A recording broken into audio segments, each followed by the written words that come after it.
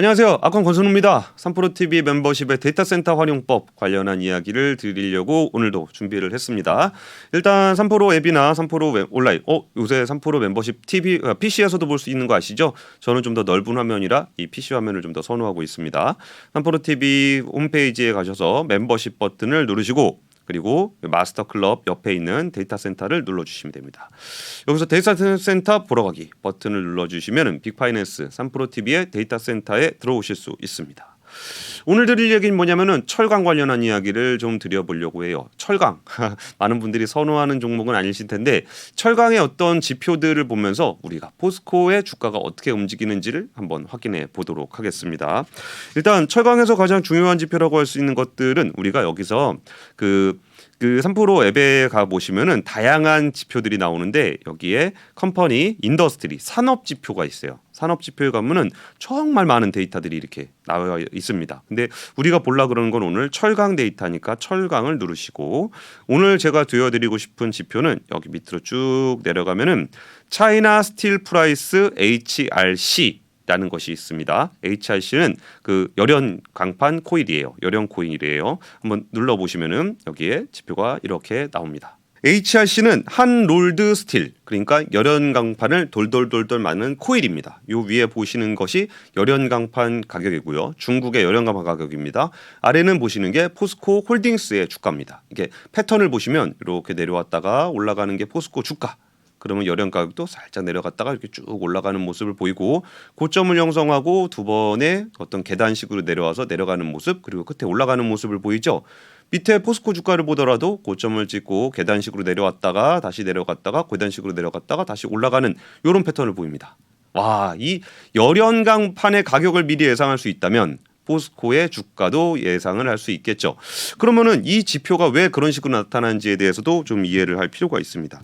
사실 열연 강판이라는 거는 철강제를 만들 때 가장 기본이 되는 강제입니다. 우리가 철광석을 이렇게 녹여요. 녹인 다음에 어떤 덩어리를 만든 다음에 얘를 이렇게 쭉 누릅니다. 그러면 이렇게 슬라브 같은 것이 되고 이걸 납작하게 만들어 가지고 쭉 뽑아내는 게 열연입니다. 그러면은 열연하고 냉연하고 차이가 뭐가 있냐라고 그러면은 이게 뭐 뜨겁게 만들면 열연, 차갑게 만들면 냉연 그런 게 아니라 열연을 다 식힌 다음에 냉연은 겉에를 좀 다듬어서 만드는 조금 더 고급 강판이에요. 그러니까 열연 강판이라는 것이 모든 철강제의 기본이 되기 때문에 이 철강 수배에 많은 영향을 미쳐요. 그 이유로 가게 되면은 그 강판의 어떤 사용 용처에 따라 냉연을 어떻게 하느냐에 따라서 뭐 아연 도금 강판도 있고 자동차용 강판도 있고 뭐 그런데 그러면 뭐 자동차용 강판 같은 경우는 자동차가 많이 팔리면 잘 팔릴 거고 뭐 조선용 후판 두꺼운 조선용 후판 같은 경우에는 조선제가 잘 팔리면 잘 팔릴 건데 그 앞단의 열연 강판 같은 경우는 이게 가장 기본이 되는 강판이기 때문에 여기가 가장 큰 영향을 미치게 되는 거예요. 여기서 시작해서 철강제가 많이 팔리냐 안 팔리냐는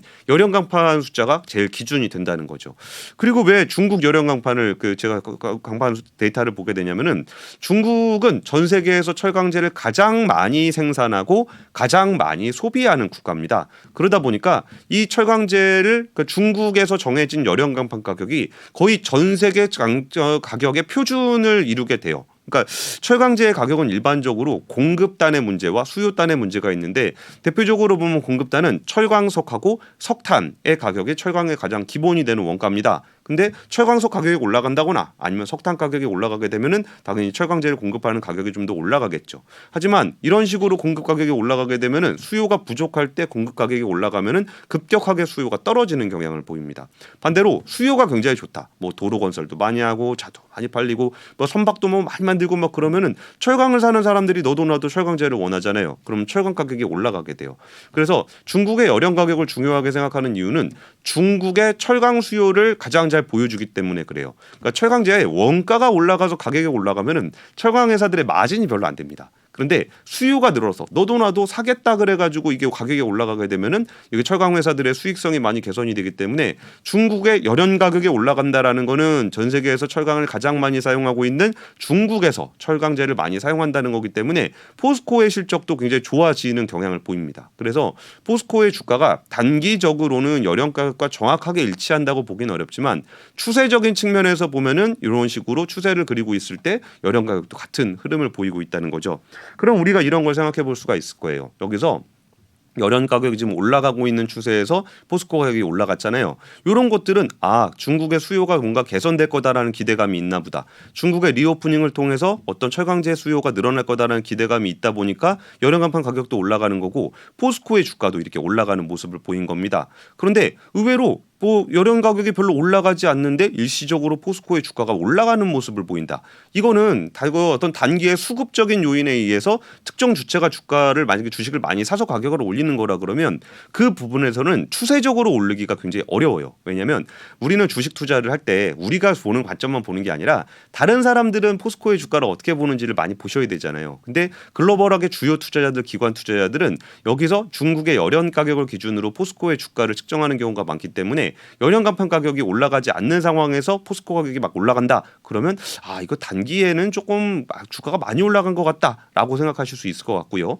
이 열연 가격이 올라가고 있는 상황에서 포스코의 주가가 오른다 그러면 이거는 약간 좀 추세적일 수 있겠구나라는 것을 확인해 볼 수 있을 겁니다.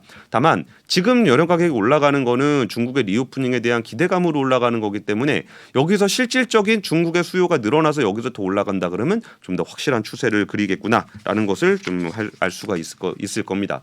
물론 여기에 더해서 포스코홀딩스는 철강제뿐 아니라 2차전지 소재들에 대한 어떤 재료 사업들도 많이 하고 있어요. 그래서 그런 뉴스나 이벤트들은 따로 저희가 압권이라든지 아니면 3프로TV를 통해서 다양한 이벤트들을 거기서 포스코의 평가를 좀 달리할 수 있나라는 것들을 지켜보실 필요가 있을 것 같은데요.